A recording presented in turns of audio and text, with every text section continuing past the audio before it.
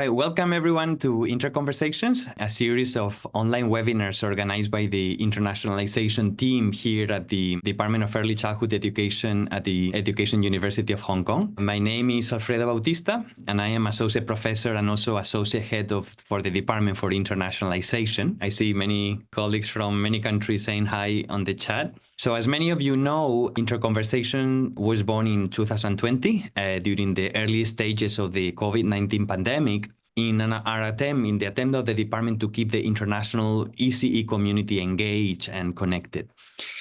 This initiative was actually very well received. So we decided to continue organizing these webinars to keep all of these interesting conversations ongoing, right? Focusing on a variety of topics that are relevant to early childhood educators, not only here in Hong Kong, but also regionally and also internationally. So normally we do 3 interconversations per year. And today I'm very happy that it's already our session 13. And it's great to see so many colleagues from so many countries who sign up already for this session. So today, we have registered around 300 participants, the majority from Hong Kong and also mainland China, as you can see on the slide. But also we have participants from many other neighboring countries in Southeast Asia, such as Cambodia, Philippines, Vietnam. We also have participants from Europe, the Americas, Australasia, and also Africa. I see we have from everywhere today. So many thanks everyone for your interest. Very happy to see that this session really raised a lot of interest and for your time connecting today, especially in some parts of the world, because it's not an easy time to connect at this time. So I really hope that many of you, that all of you will enjoy the session and learn a lot from this session. So in terms of the session, as you can see on the screen, the title of the Interconversation session today is Research Priorities in Early Childhood Education Systems Across Asia. The idea behind this webinar today is to discuss how research and researchers can support policymakers and practitioners in the field of early childhood education and care to improve access, to improve equity and quality of ECE systems in this region. And to achieve this purpose, we decided to bring together our ECE department's MOU partners in different countries in the region, in Vietnam, in Cambodia, Philippines, and Brunei, so that they could share with us the most pressing issues and challenges in their respective ECE systems. And obviously, we also wanted to have a representative from Hong Kong, so we invited also Professor Nirmala Rao from Hong Kong University, given her wide experience conducting research in different Asian contexts. So we believe that learning from one another about the challenges and the opportunities faced in other systems is vital. We can really learn a lot from one another. So we hope that today's session you will be able to gain good takeaways and experiences from different regions. And as a result, we can enhance the holistic development and the educational opportunities of young children in Asia. And hopefully also you guys from other parts of the world can get important learnings from today. So for this session, we contacted the speakers and we asked them basically to respond to two prompts, 2 very easy prompts. The first one, we said, just please give us a brief introduction to the ECE system in your country or in your jurisdiction. And the second one, which was the most important one, is, in your opinion, what are the most important research topics in ECE at the moment in your country or in your jurisdiction? What are the most important things that we need to know, that researchers need to investigate in terms of improving equity, quality, etc., right? So these questions have been on my mind actually as an early childhood education researcher here in Hong Kong for a very long time. And also, well, I'm very honored to have a wonderful panel of 5 ECE scholars and policymakers across Asia to share their views on these important topics today, right? So the way that the session is going to work is like each of the 5 speakers that we can see on the screen now today. So each of the 5 discussants will have around 8 minutes to give a very short presentation addressing the 2 key prompts that I mentioned before. And after the 5 presentations, we will proceed to a general discussion session in which we will have, as I said before, we will have the opportunity to ask questions and to reflect together about the topic at hand. So yeah, so this is all. So let's get started. Our first guest speaker for today is Professor Nirmala Rao. Professor Rao is the Serena Young Professor in Early Childhood Development and Education. She is Chair Professor of Child Development and Education, and she's also the Director of the Consortium for Research on Early Childhood Development and Education at the at the University of Hong Kong. Her research focuses on early childhood development and education in Asian cultural contexts. Professor Rao provides expertise and consultancy for UNICEF, for UNESCO, World Bank, OECD, and also the World Health Organization. And she's a great researcher that I have been following for many, many years. And so it's for me like a great pleasure to have Professor Rao, to have her here with us today. So Nirmala, please go ahead and share now your screen. The floor is yours. Thanks so much for doing this for us. Thank you so much, Alfredo, for such a wonderful introduction. It is an honor to be able to speak today, and I'm very grateful for the opportunity. So what I'd like to do is I would like to talk about Hong Kong, talk about the research priorities. I want to introduce Hong Kong's early childhood system in a global perspective, talk about some of the issues related or some of the characteristics of high-performing systems and argue that Hong Kong has a high-performing system. And then I'll address some continuing challenges for research and policy. So let me begin by saying that Hong Kong's early childhood system is very small in a global context, right? We have a population of about 7.5 million. We have 84 million children under 4 and about 135 children between 5 and 9 years old. So, compared to the mainland, we do have a small system. Okay. I also want to talk a little bit about the Sustainable Development Goals. As you know, in 2015, the UN put forward 17 Sustainable Development Goals to protect our planet, to deal with our global challenges such as poverty, inequality, climate change, life on Earth, etc.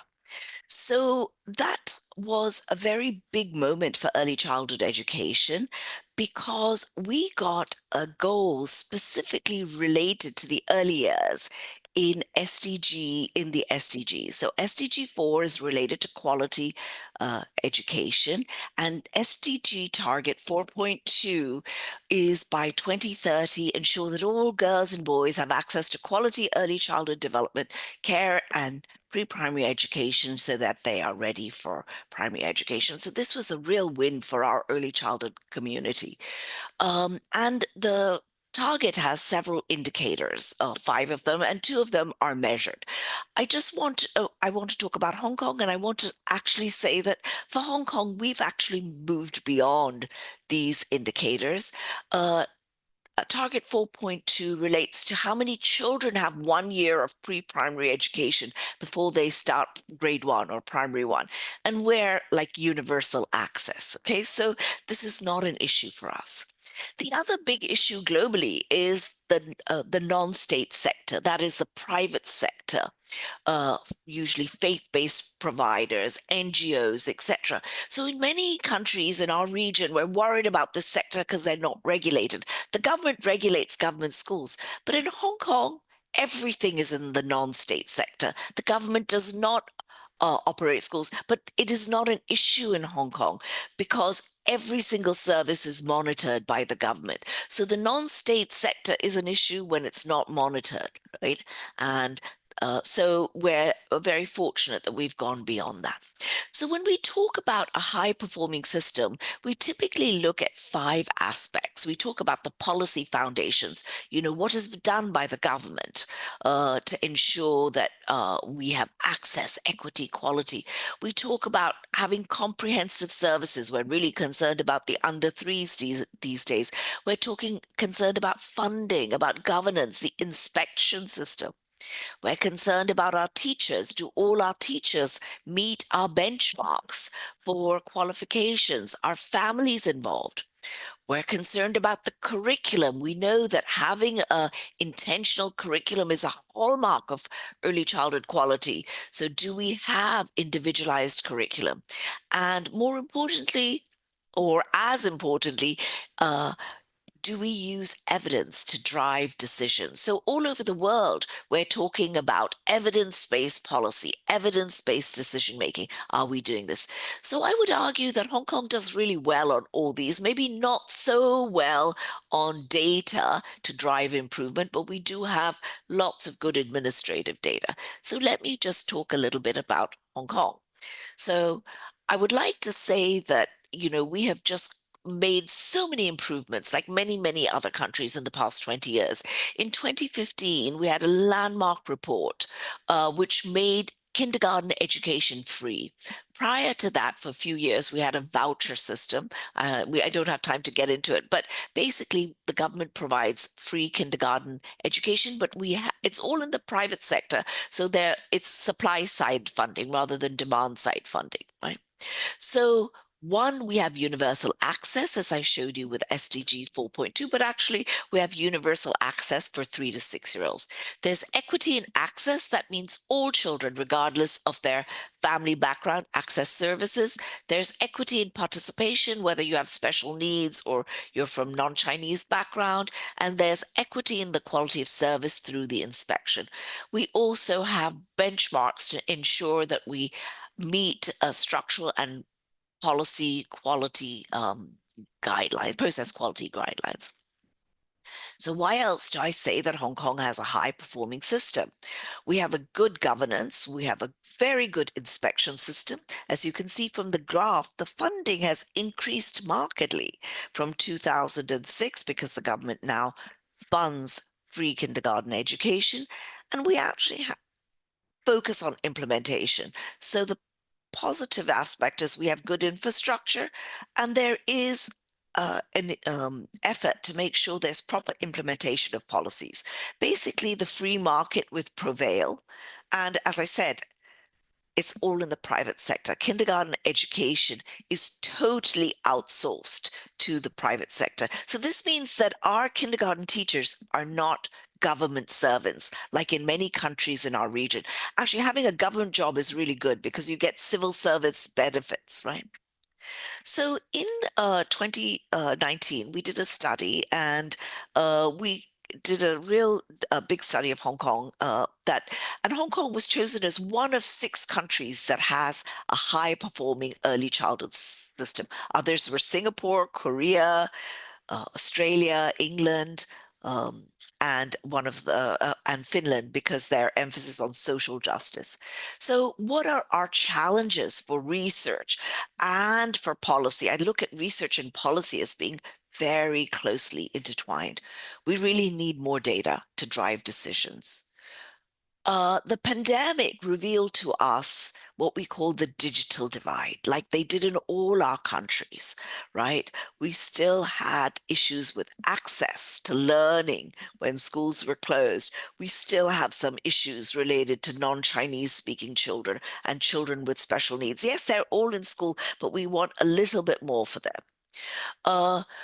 We want full implementation of child-centered holistic curriculum. The guidelines are very clear. We follow play-based learning. It's child-centered. But in our schools, we see a very strong Confucian work ethic, and parents want children to do well. They do not want children to be behind at the starting gate of school, and there's some pressure. Right? We have to convince our parents to support playful learning, because we as professionals know that this is how children best learn. But we also know children learn faster with didactic instruction. So this is a big challenge for us. The government has soft target for teacher professional development, but teachers are stretched. They have many new schemes. They have many things to do. They may not have as much opportunity and as much as professional development as they would like, especially in certain areas. So today, we know technology is really prevalent in the classroom. They need more guidance.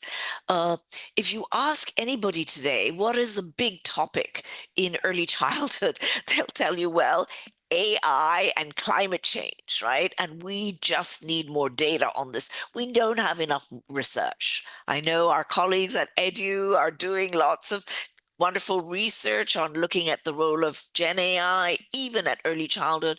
And we really need more on how to teach children about climate change within the early years. These are our pressing issues. So I hope I've not taken too long, and I want to thank you for your attention.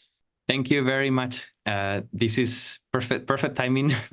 Very interesting sharing, Professor Rao. Very good. So let's move on to the second guest speaker of the day. Our second guest speaker is His Excellency Dr. Prak Kosal. Dr. Kosal is the Deputy Secretary General of Early Childhood Care and Development and the Director of the Early Childhood Education Department in the Ministry of Education, Youth and Sport in Cambodia, right? Dr. Kosal leads and coordinates a technical task of public, community, and private preschools in Cambodia, and also daycare services, home-based education, parental education, and the ECE curriculum.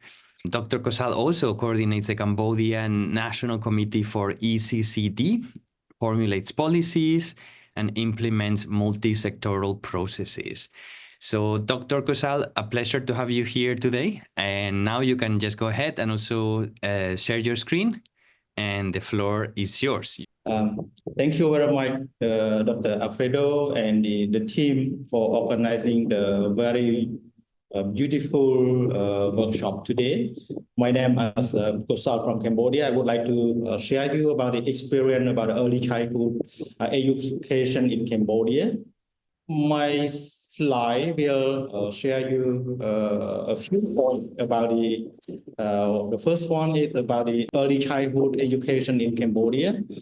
When we talk about the early childhood education in Cambodia, will consist to the 4 areas of the early childhood education. The first one is a state preschool. The state preschool, we can call this is a government school that the government support for the financial resource and also the teacher as well as the government staff.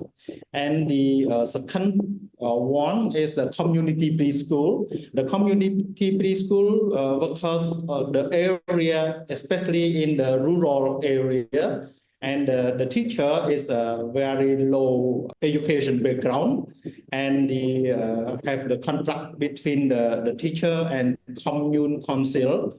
And the community preschool focus for the area, no public preschool, and also no community, also no the private preschool as well. The third one is the private preschool. Mostly the private preschool is in the in Phnom Penh or the town. And this is for the private preschool, and they don't have they are not government staff that they can recruit different area of the teacher, and they can provide very short training for them. But for the private preschool in Cambodia, we have 2 ways. If one is the private preschool use the Ministry of Education curriculum, and another one is the private preschool use the international curriculum from different areas in the world that apply for the private preschool in Cambodia.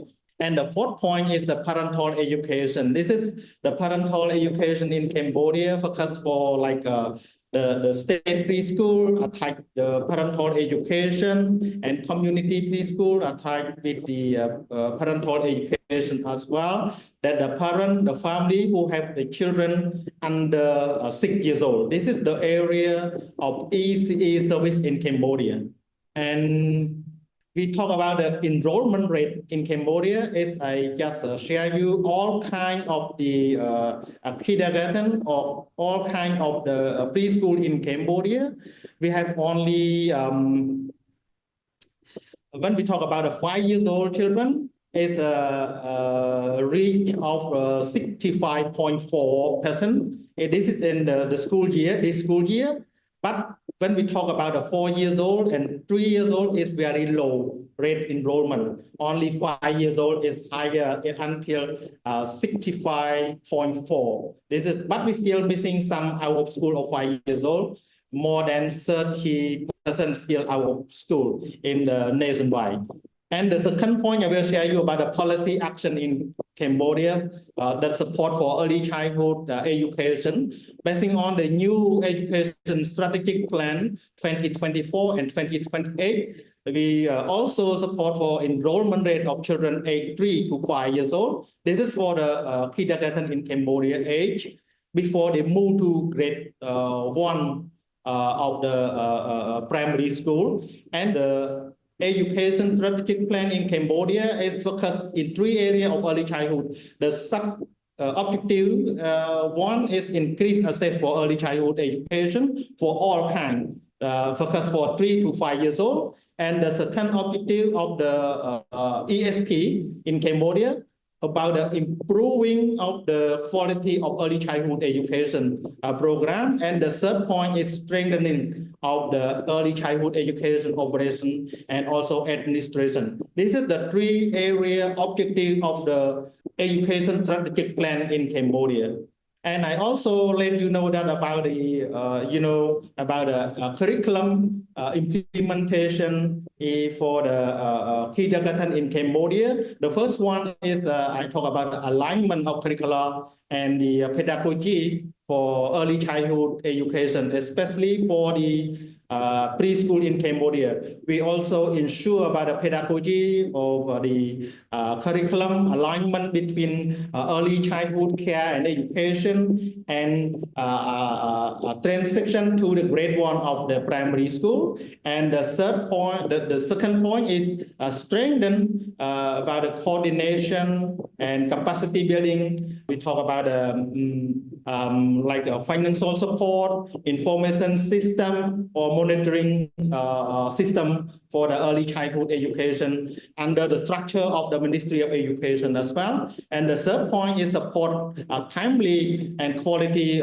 transition from the preschool and the parent to support for timely about the transition of the children into primary school as well. This is the third point of the curriculum implementation in Cambodia, very brief. And we also, this is a new reform of the early childhood education in Cambodia, just applied in late of the 2023. We call the 5 area of the model preschool standard in Cambodia that consists the 5 area of the preschool reform. The first one is we talk about a student learning outcome before they move to the grade 1 of primary school. And the second one about the teaching and learning. The third one is the community involvement. How about the community parent to support for the kindergarten? And the fourth point about the school operation and administration. This is like about the structure of the preschool level. And the fifth, number 5 is the school accountability. This is the 5 area of the model preschool standard in Cambodia that we just applied late of the 2023. And also I would like to share you about the learning through play. This is a new method in Cambodia as that we work together with different development partner. We develop about learning to play support book as well that we learn from Hong Kong U and from different areas that we develop for the learning to play in that apply in the kindergarten as well. And also, we developed the nurturing care parenting package, that the parental education program that can apply. And we also provide a training for the stakeholder, national stakeholder and local stakeholder as well about how to use the nurturing care parenting package.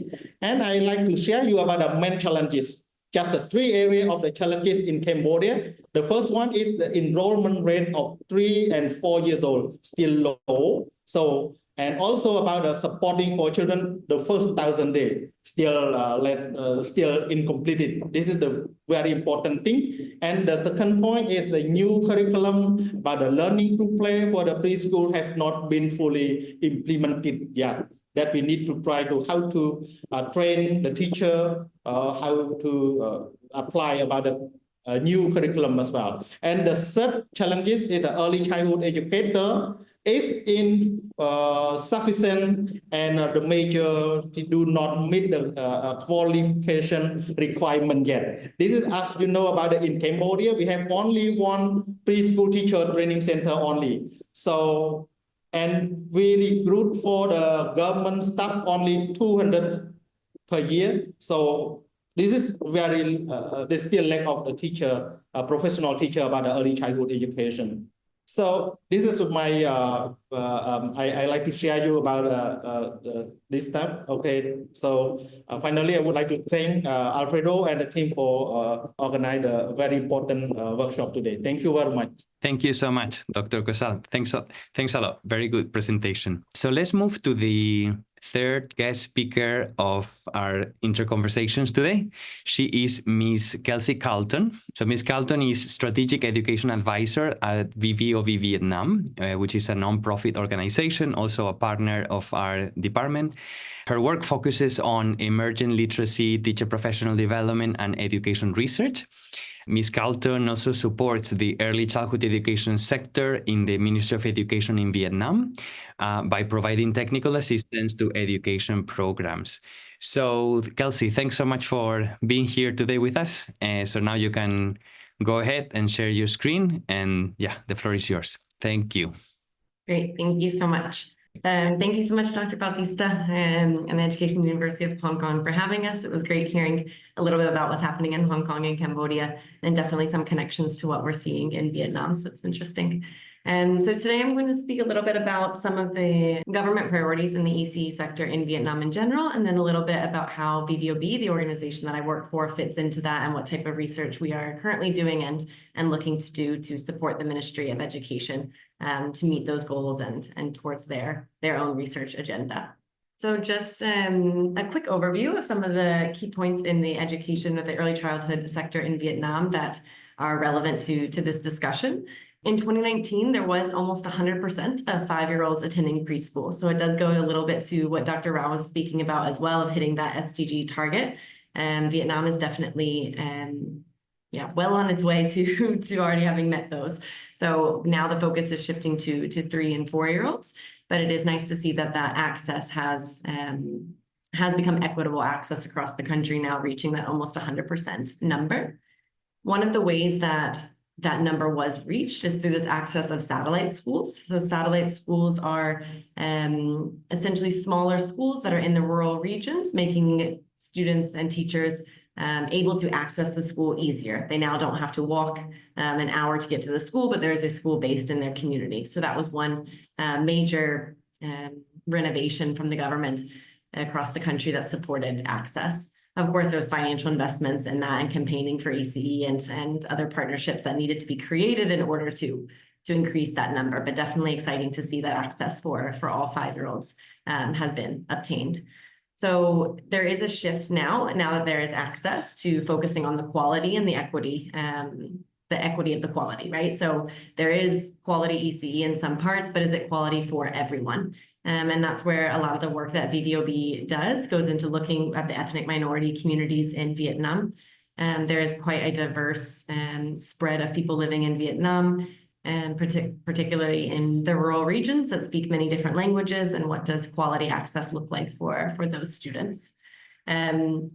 One big change that's happening in the ECE system in Vietnam right now is shifting towards a competency-based teaching and assessment. So the ECE curriculum in Vietnam is currently under renovation. They are in the final stages of the ECE curriculum, and we'll start piloting in the following school year in 2025. And the goal is to shift that towards competency-based teaching. However, because it for so long has been a system that is looking only at those skill outcomes and not competencies, it's definitely going to be a big shift in the ECE system, and something that will need to be researched as well of how to best support teachers through that. And then one other kind of notable point when discussing the quality of access is looking at the language of instruction. So although Vietnam is a highly diverse country, especially when it comes to languages, the language of instruction does remain Vietnamese, which is a pretty strictly followed policy. While there are some efforts now to focus more on multilingual instruction, having some pilots, some other organizations, UNICEF and Save the Children have also been involved in researching, doing some pilots on that. They are still remaining a strong Vietnamese-only policy in the ECE system. However, the positive is that you'll see kind of in the next slides when we talk about what the priorities are, there is a shift towards focusing on ethnic minority students, supporting them in the classroom. While it may not be providing instruction in their native language, how can you provide teachers with the training they need to support those students to integrate into the classroom and incorporate their culture more as well? So yes, it remains the language of instruction, but there is some focus moving into supporting those populations. So the Vietnam Ministry of Education and Training put out a development strategy, I believe similar to the one in Cambodia. So the strategy from 2021 to 2030 with a vision towards 2025. Of course, it's a very long document. These are just some of the key parts in the strategy that they mentioned. And of course, they want to improve the quality, like I said, specifically for the ethnic minority populations. It's really nice to see that concretely in a policy document. It provides a lot of support and basis for what VVOB does in Vietnam. And they want to move towards universalization of ECE for 3- and 4-year-olds. So now that they've been successful with 5-year-olds, moving down the line to 3 and 4. Renovating the curriculum and assessment, which is what I spoke about, moving towards that competency-based teaching, including more learning through play and models within ECE. And there's also a big focus now on school leader autonomy as well as teacher autonomy. This is something that is written in the policies in Vietnam, that school leaders, district schools, teachers do have autonomy, but they're still working through exactly what that looks like, which we'll talk again about in the research part in a second.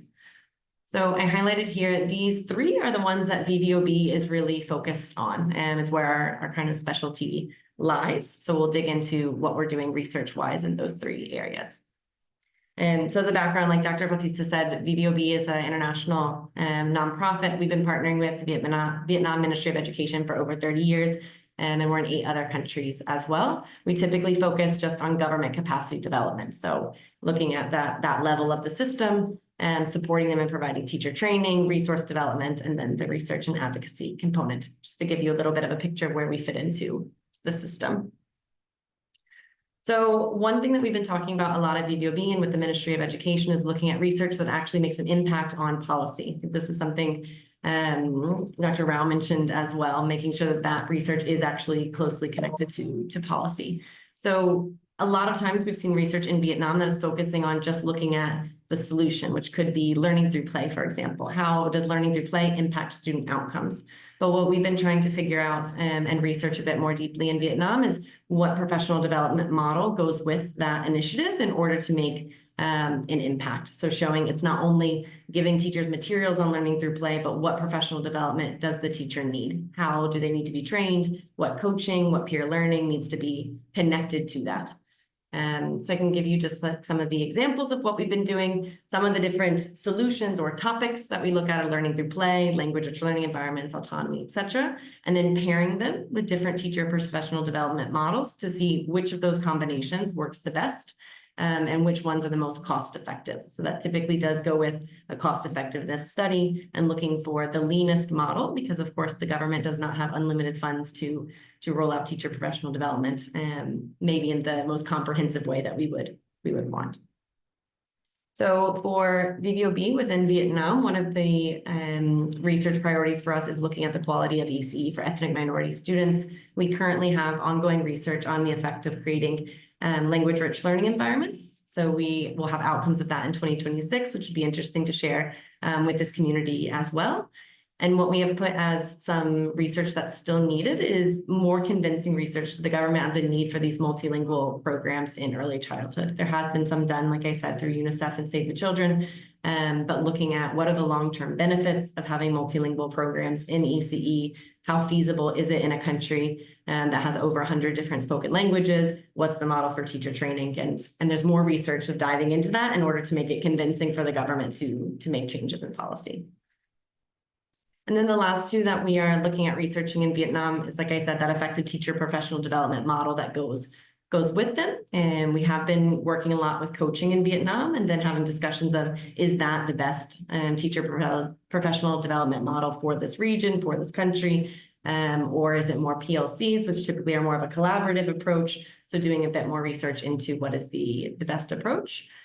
And then the school leadership and autonomy. So school leadership is a relatively new field in Vietnam. The school leadership standards were developed quite recently, and it's becoming more of a focus. So we want to see what is the effect of school leaders. Of course, we know it's a great effect on teachers and children, but specifically in Vietnam, how can they be best utilized?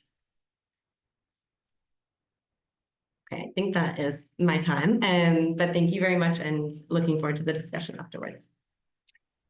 Thank you so much, Kelsey. Very, very good sharing. Very interesting also is only the third presentation, but we start to see like some recurring topics and challenges popping up, even though from different perspective, right? Because the realities of the different countries' contexts are different, but the same issues start appearing, right? So we will discuss this later. Very good. So let's move on to our fourth speaker of today, who is Assistant Professor, Mr. Erickson Maclid. So Mr. Erickson is Assistant Professor in the University of Philippines, Dili Nam, specifically at the Department of Family Life and Child Development, of which he was head of department until just recently, right? So Mr. Erickson conducts research related to early childhood development and its integral connection to family life.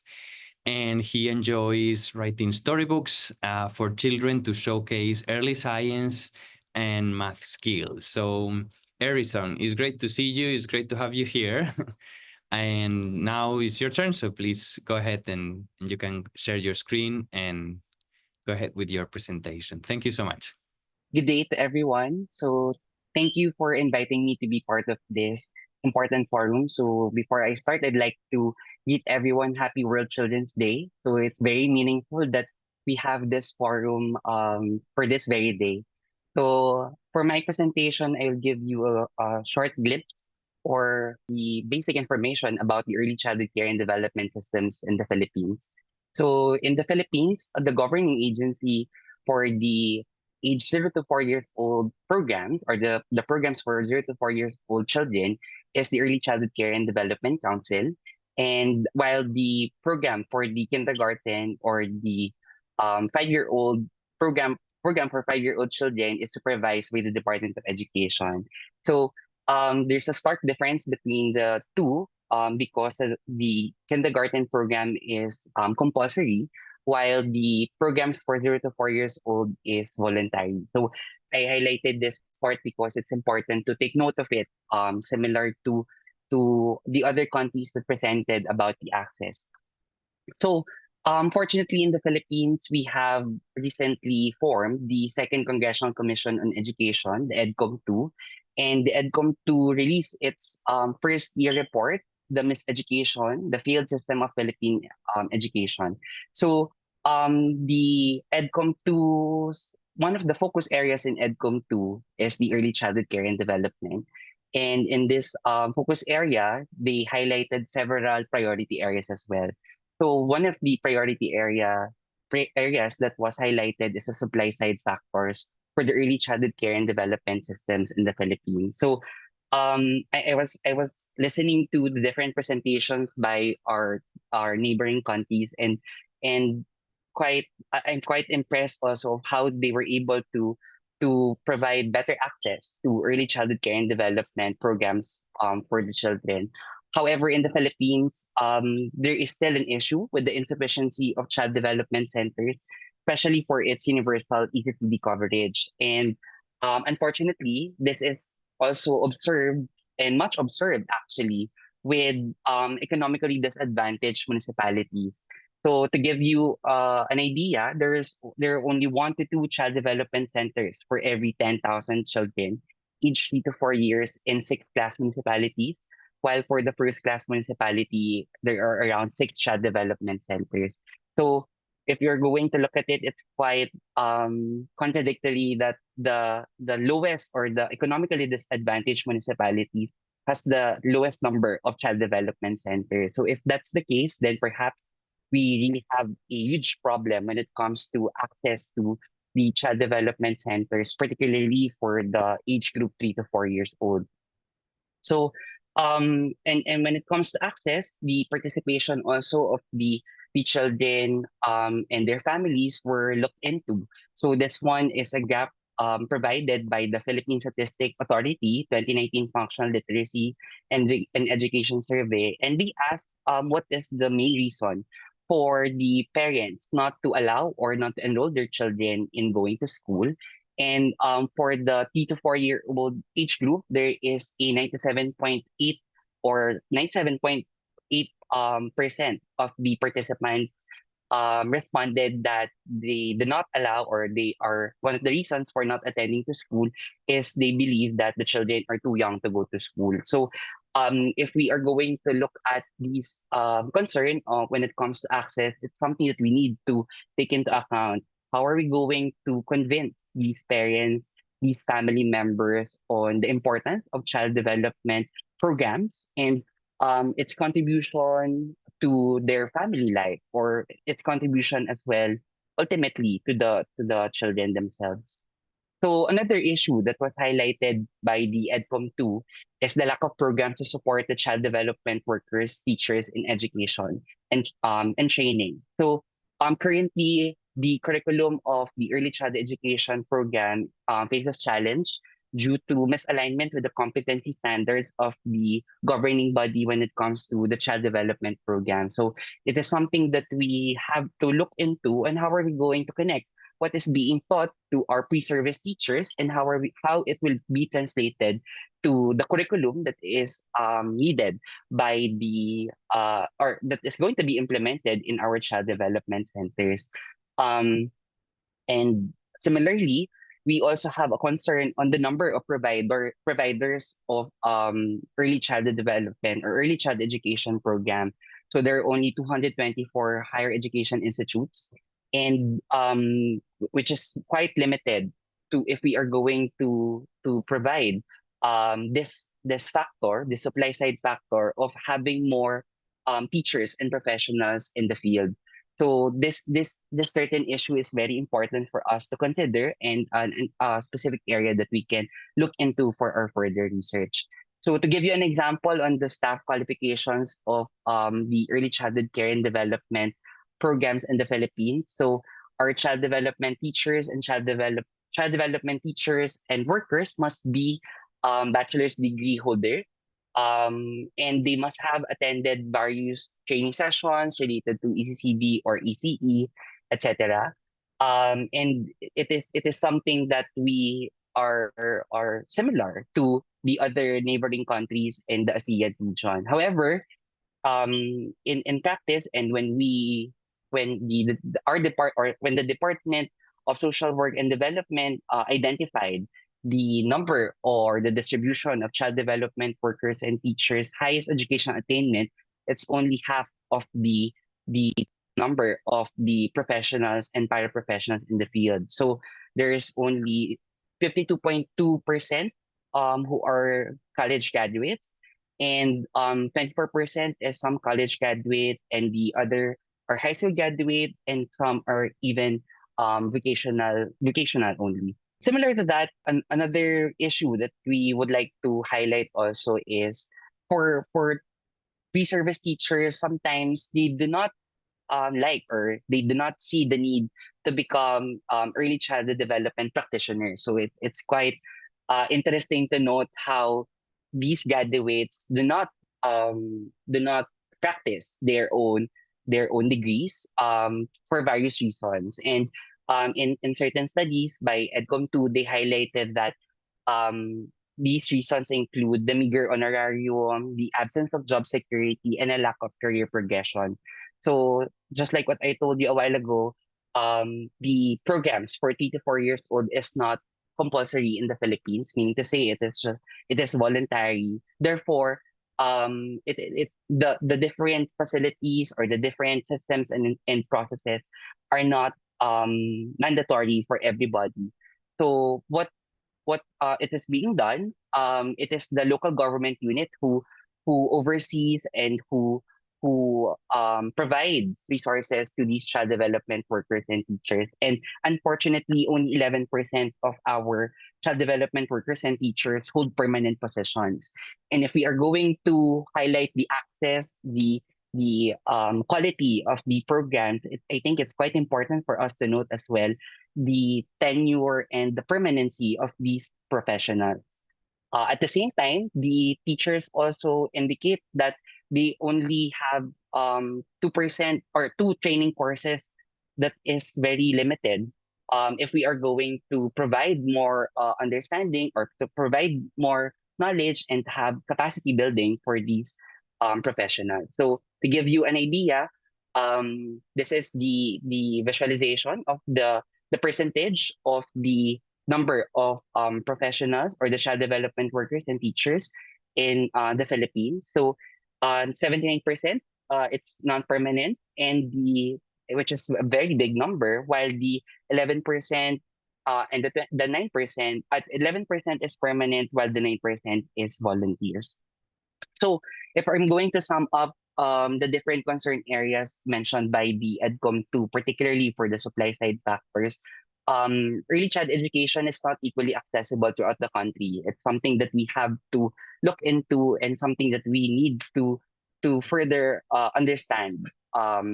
Most daycare teachers and workers are aging, and we have a lack of training in early child education. So because it's not mandatory and there are limited higher education institutes that provide the degree programs, we lack training for the early child education teachers. And this is also an important matter. 89% of child development teachers and workers hold non-permanent positions and receive an average 5,000 pesos per month. So if I'm going to convert it, that's $89.30 per month. So other priority areas also that involved in the EDCOM II that was not mentioned to what I added a while ago would be nutrition and feeding, and of course the overall governance and financing of early childhood care and development. So if I'm going to give what are the research or what if I'm going to provide what are the urgent research areas in our country, it should focus on how can we expand the early childhood care and development provisions to encompass not only the government-funded or the government-supported programs, but also how can be expanded to private, community-based programs, and even, of course, the home-based programs. But access is not the only concern that we have to look into. We have also to look into the quality, just like what Professor Nirmala Rao, and hopefully that's something that we can have in the Philippines, that it is not just the access that we are looking into, but also the quality of the programs that we have. Another research area that we can look into for specifically or urgently needed in the Philippines would be how can we create pathways for child development workers and teachers through certification and other capacity building programs. It's primarily centered on how can we train our pre-service teachers and how can we professionalize the existing child development workers and teachers who may not have hold bachelor's degree but have been in the field for so long. And last one, the overall well-being of child development workers and teachers is something that we need to look into. How can we support these professionals and prior professionals who may not have a huge salary for doing their jobs? So all of these things, I believe, are the areas that are needed to further understand so that we can create a good early childhood development system, particularly in the Philippines. Thank you. Thank you so much, Erickson. Very interesting sharing, and thanks for sharing in 8 minutes with these guys. So let's move to the fifth presentation of our intra-conversations today. So our fifth speaker is Dr. Nordiana Zakir. Hi, Nordiana. Dr. Nordiana is an assistant professor in early childhood education at University Brunei Darussalam. Her research focuses on bridging policy and practice in early childhood education with emphasis on effective classroom implementation and technology integration. Dr. Nordiana also collaborates on projects with the Early Childhood Education and Care Unit at the Ministry of Education in Brunei, and she contributes to the development of national strategies in the context of Brunei. So, Dr. Nordiana, good to see you here. Thanks for participating. So you can go ahead and share your screen, and the floor is yours. Thanks. All right. Thank you, Dr. Alfredo. So thank you for this opportunity to participate in Interconversations, Forum 13. And as a beginning, as an introduction, I would like to introduce Brunei Darussalam, where Brunei is a sovereign independent Islamic state headed by His Majesty the Sultan of Brunei Darussalam. And we're actually quite small. We're only about 5,765 square kilometers, and with a population of about 450,000 in 2023. And Malay is our official language, although English is widely spoken. And we only have 4 districts. However, Brunei Muara is the district that is heavily populated, and it accounted for about 72% of the population. So our Brunei's national philosophy involves a commitment to the principles of Malay Islamic monarchy. And if we look at the next slide, we are looking at the Wawasan Brunei 2035, which means the Brunei Vision 2035. This is a significant vision for Brunei because it introduced a lot of new reforms, especially into our education system. Because with this Vision 2035, it aims for well-educated society. And then it also stressed that Brunei would have a dynamic and sustainable economy capable of affording a high standard of living for all. And because of that, to express the Wawasan Brunei 2035 in the context of our education system, for the next slide, you will see the SBN 21. So it's, in short, it's for the national education system of the 21st century, which we call it as SBN 21. And with that, it becomes a long-term reform plan from the system, not just for the early childhood education system, but the education system overall in Brunei. And with this vision, it accentuated the need for more investment in the early childhood education sector. And also, it called for the strengthening of student and teacher competencies in the use of ICTs, and the development of opportunities for lifelong learning, and also for the overall improvement in the quality of institutional management. And in our next slide, this is a brief introduction of an overview of the early childhood education system. In Brunei, it's fairly new in early childhood education because it started back in 1979 in Brunei for early childhood education. So that means it's about 45 years from this year. And we are concerned with the educational development needs of children up to 8 years old. And it covers the foundation level in the International Standard Classification of Education, where it includes 2 developmental periods, where the first is from the birth to 3 years of age, and the second from 3 years of age to the start of primary school. And we have the private providers. When it comes to the private providers, for children aged up to 3 years old, it will be under the supervision of the Ministry of Culture, Youth and Sports.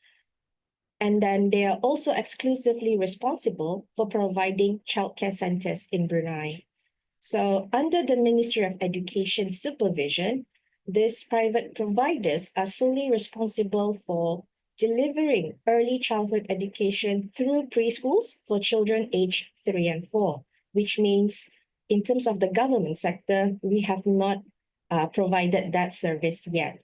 So upon reaching the age of 5, children must attend either a public or a private preschool to complete the 1-year prasekolah, as we call it here, which is preschool program prescribed by the Ministry of Education. So it's a 1-year program of preschool.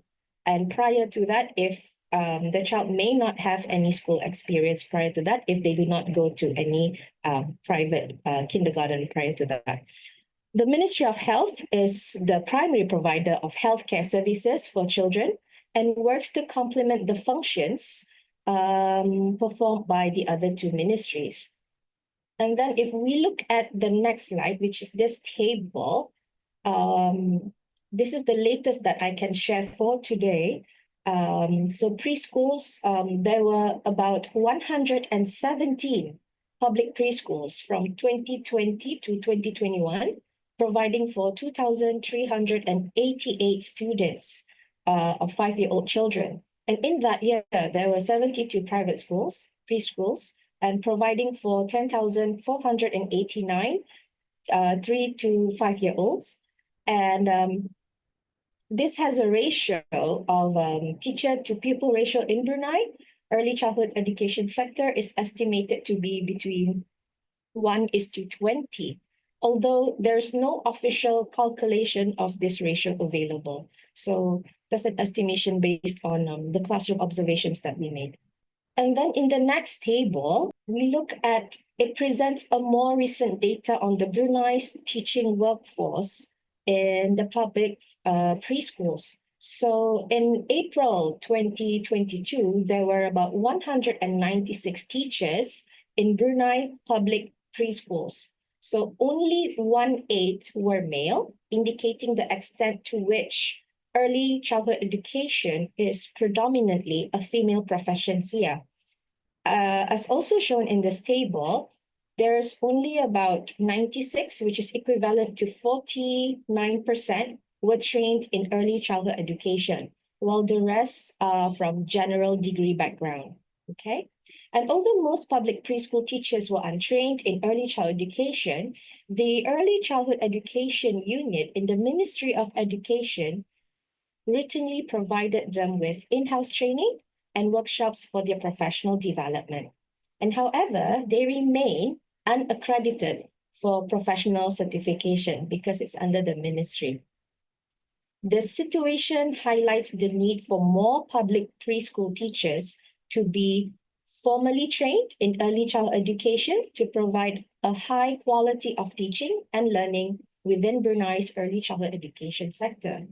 And so here we have the Department of Schools within the Ministry of Education attends to public school teacher registration. And generally, public school preschool teachers must have a teaching qualification, such as a Master's of Teaching, to be registered. And the registration process for preschool teachers working at the private preschools is managed separately by the Ministry's Department of Private Schools. And then we look at the next slide, which is, this covers the 3 priority areas of research within the early childhood education system, where priority 1 is looking at teacher training and professional development. And this is important because teachers play a crucial role in delivering high quality education. And this is because, as presented earlier, many preschool teachers lack formal early childhood education qualifications. So the research that we focus on is identifying gaps in early childhood education teacher competencies and also evaluating the effectiveness of professional development programs. So there has been a nationwide capacity development of preschool teachers program, which was launched a few years back, where the program was the first initiative to retrain all the preschool teachers in the country following the establishment of the early childhood unit at the Ministry of Education. So it consisted of workshops such as holistic development through play, literacy and numeracy activities for children, and planning outdoor activities, effectively. And this program is actually for those who are trained and untrained in early child education. And at the same time, these teachers will also be trained to become the facilitators who will help guide other preschool teachers in the country. And in the next priority research is the curriculum alignment with local and global needs. Now, Brunei's curriculum emphasizes Islamic values and local traditions. At the same time, we also prepare children for global challenges. So this is challenging us in terms of curriculum innovation. So in terms of the research areas, it is looking into the integration of STEM and digital literacy in early years and the balance of traditional knowledge with modern pedagogies. What do we mean here is the traditional knowledge, more towards the traditional teaching, which is more teacher-centered. However, with the SPN 21 education system just now, it introduced from a teacher-centered to a more child-centered approach, where fun, play, and learn more approach is being emphasized. And that is the slogan for the SPN 21, actually, fun, play, and learn more approach. And then in our last priority for today is strengthening parental and community engagement. So this is very important in children's early learning, and we are looking at evaluating the impact of parent-teacher partnerships. So those are the three research priorities to help shape the future of early child education in Brunei for now, where we looked at teacher training, curriculum innovation, and parental engagement. So all these are actually addressing the priorities that supports Brunei Vision 2035 and also in alignment with the Sustainable Development Goals number 4. And these research areas will ensure Brunei's early childhood education system provides equitable, high-quality education, preparing children for both local and global futures. So thank you for listening. Thank you so much, Dr. Nordiana. Very interesting sharing. So great. So, well, first saying thank you to all 5 of you for your sharings. And my own reflection of the session is basically it's been very interesting to me because we see examples of ECE systems at different stages of development. Some systems that are high-performing systems already very well developed in many different areas. And this is sort of like a continuum to systems that are still sort of in progress, right? So systems who probably started realizing the importance of early childhood education later, systems that still are probably not investing enough, systems where probably, probably governments are not putting enough money, or parents, as Erickson was saying, parents don't even see the point of sending children to early childhood education. So I see like research can support in different ways, right? So in some of the cases is to improve what researchers call like a structural quality, right? So we really need to put together the infrastructure. Some of the context, some of the countries need to put together preschools and train teachers, and the important thing is to create the infrastructure to have children come into preschools. Whereas in other contexts where the system is more developed, the issue becomes like a process quality, right? So improve the pedagogy, improve what teachers really do in classroom, the way in which teachers implement activities, making curriculum and pedagogy more aligned. So I see that many of the issues are common across the different presentations: teacher training, teacher professional development, parental involvement, that's common. But I do see that, so the systems are in very different stages of development, which is also interesting because also some contexts can help each other. Also, we can learn from one another. So I want to open the floor for your reflections, for your own questions as well, for your own comments. I do have many questions, right? So I see people, like, for example, Dr. Prak Kosal is very involved in policy making, and I know Cambodia has been doing a really a lot of work in these recent years. One thing I would, and he's a very important policy person in the context of Cambodia, I would like to ask him, how do you convince policymakers to invest more and more and more resources in early childhood education? Because I know that Cambodia has been doing that in recent years. So I wonder if he can give us some tips. I think those tips would be, I suppose, very interesting for the context of the Philippines, right? So I don't know, but again, the floor is open to anybody and also for your own questions and comments. I do see at the moment somebody who asked a question in the chat. Kirti said, like, what can be done to foster parental engagement and collaboration when they are apprehensive to send their children to schools or prefer to take them out of schools? May I respond to the question from Dr. Alfredo? Yes, the question, how do you convince policymakers, right? Please go ahead. Yeah, thank you very much, Dr. Alfredo, for this question. This is quite hard to respond to this question because, you know, when we talk about the early childhood care and development in Cambodia as a multi-sectoral approach that we need to work with the all relevant stakeholders in national level and the local administrative as well. So the convene approach, we are working with the relevant ministry, more than 10 ministry who support with early childhood development national policy. And the first point is we create the National Committee for Early Childhood Care and Development that does the honorable chair by Prime Minister and the Minister of Education as executive chair. And also we invite the key ministry as a deputy chair, like Ministry of Health, Ministry of Interior, Ministry of Women Affairs, Ministry of Social Affairs as a deputy chair of the National Committee. And we also have another member from the policymaker from relevant ministry as well. This is the National Committee for Early Childhood Care and Development. Mm-hmm. And also we have in each of relevant ministry in the national level, we have set up one of the, we can call the committee, the technical committee for early childhood care and development in we set up a team, a small team in each ministry responsible for early childhood care and development.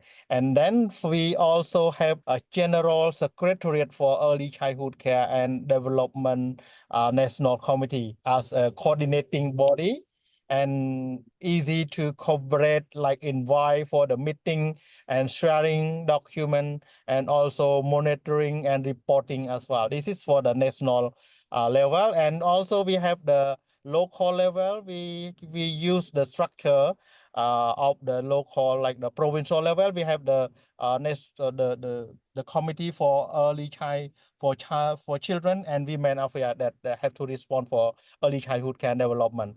This is the structure. And the second point I like to share you with the we have the national action plan. We invite them to work together about the national action plan. Each ministry, we have the different action plan. This is the action plan that we try to contribute some financial resource as well. But it's not easy. We try to strengthening for good cooperation in the future as well. So over to you, Dr. Alfredo. Thank you so much. So basically, you brought everybody to work together in big important people in Cambodia and sit them together to discuss. Sure, I can follow up on the question that was asked about parental engagement in ECE, just to kind of shift topics maybe. But I think one of the things with parental involvement and parents being concerned about sending their kids to school in ECE is a definite major issue in a lot of countries. But what I would say is to find out the root causes of why they are actually apprehensive. So some parents might not like putting their 3-year-olds on school transportation for an hour, and they might feel uncomfortable with that. Some might not have been into the school system yet to feel like it's a safe and comfortable place for their child. and they might not understand the importance. Of course, you don't need to present all of the data to parents on why it's important, but you can present it in a kind of parent-friendly way. And I think kind of finding those root causes and trying to find ways to mitigate it, whether it's a different transportation option, or if it's a gradual entry, so they don't have to go full-time 5 days a week. Maybe it's once a week and then twice a week, and you gradually start increasing it. So I think finding those root causes and then trying to address them in the best way possible can support easing the apprehensive parents. Thank you so much. Thank you so much, Kelsey. I see Can another. I also add? Oh, sure, of course. Can I Please. also add to that question? I think what Miss Kelsey was able to share to us is very important, but at the same time, particularly here in the Philippines, I think we need to explain further to parents what school is. I think there's still some misconception that schooling for earlier years is more of the academic activities, more on focus on the cognitive bias that we have for schooling. So I think we need to provide a good campaign, or we need to communicate it more effectively to the parents on what is the relevance of these child development programs to the children themselves. And at the same time, we can also work on our practitioners. I think we can start with our pre-service teachers on how we can make them understand further that early childhood is not just about education. We are proud, for example, in our department, that our discipline is family life and child development. So we see the importance of the development of the children and its integral connection to the relationships of the family, and vice versa, the reciprocal benefits of how healthy relationships of the family members can also contribute to the development of the children. So I guess trying to come up with that idea on how we can also capacitate our pre-service teachers would eventually help us to get more professionals in the front line to attract more families in our schools. Yeah. Hi. Thank you so much, Erickson. Hi, can I come in? Yes, of course, please. Yes, thank you. I agree with what Kelsey and Erickson have said, and Prak as well. I want to just take I was reading the questions in the chat, and I just want to take a little bit of a minute to say, you said it so nicely, Alfredo, that all these systems are at different stages of development. Someone in the chat asked, what are the commonalities? I think the commonalities and distinctions among our systems vary depending on where we are in the journey. But I also think that we have some really strong commonalities. From every presentation, every country in Asia Pacific really wants to ensure that we have equitable access to quality early childhood education. So we don't want rich kids getting good programs and poor kids getting bad programs. So if you notice, all the systems have what we call pro-poor policies, right? Yeah. Right. So this is, I think, a critical thing. In some cases, we have to work on demand, as in the Philippines. In some cases, we have to work on supply, right? So we have issues with demand and supply. But I think another commonality in all our systems is the focus on teachers and professional development. As a profession, we don't have as much status as secondary school teachers. That is a fact. So I think a big challenge for us is to attract the right people, to train them properly. As Nordiana said, we have the pre-service, and we have to engage in professional development in our rapidly changing world. And I don't think we've got it right. I mean, even what we consider the top performing systems in the world, they still have issues with professional development, with children not doing as well as they want. So I think our commonality is our common goal, right? And our other commonality is people, how to deal with parents, how to deal with support the teachers, So of course we have to influence the system though. Thank you. Talk too much. Thank you so much. Thank you so much. So in the interest of time, because we only have 3 minutes until we close, so Dr. Nordiana, would you like to, because you are the only person so far who didn't contribute in the discussion, is there anything that you would like to add in connection to these other points? Thank you for that. I actually see similarities about the issue on learning through play. Moving towards that direction, I see that as a challenge because it doesn't fit like a Cinderella's glass slipper in this case. Yeah, from policy, in terms of policy, it is neatly presented.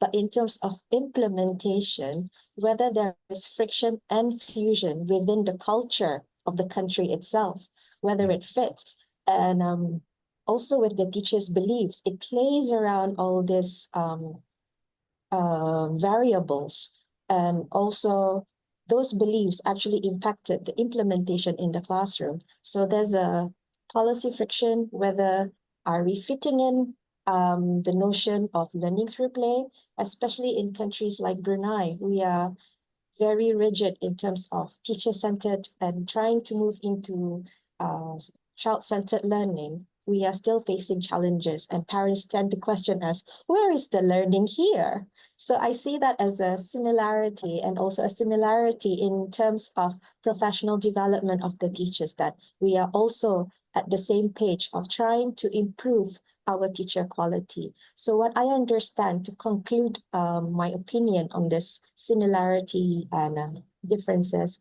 I see that no matter where we are, in whatever stages we are in early childhood education development, we are at the same goal where we are all heading towards the best interests of the children, and we are also heading towards a good quality, trying to improve our quality, our services, and also it is all these changes, we are very careful in implementing these changes because we still want to preserve our culture at the same time.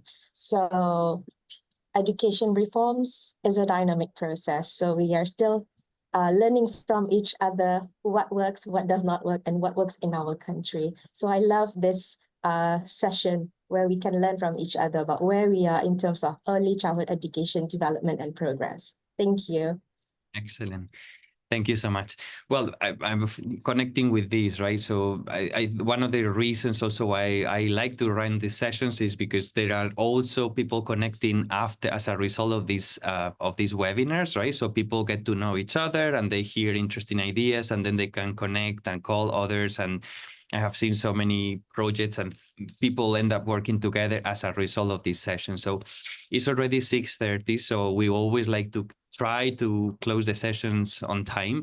So thank you so much to all the 5 wonderful speakers today. I have really also learned a lot, and it has been a really, really interesting session. So we just have a couple more things to say. So if we can go to the next slide.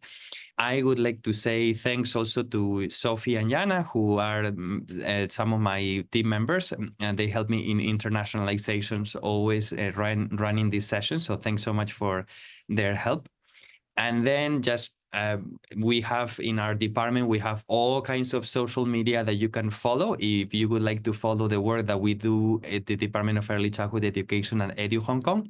So we invite you to just follow us on our social networks to stay updated and connected with the things that we are doing over here. So again, thank you so much for your support today, and it was great to see you, and we will see you soon in our 14th Interconversation soon. All right.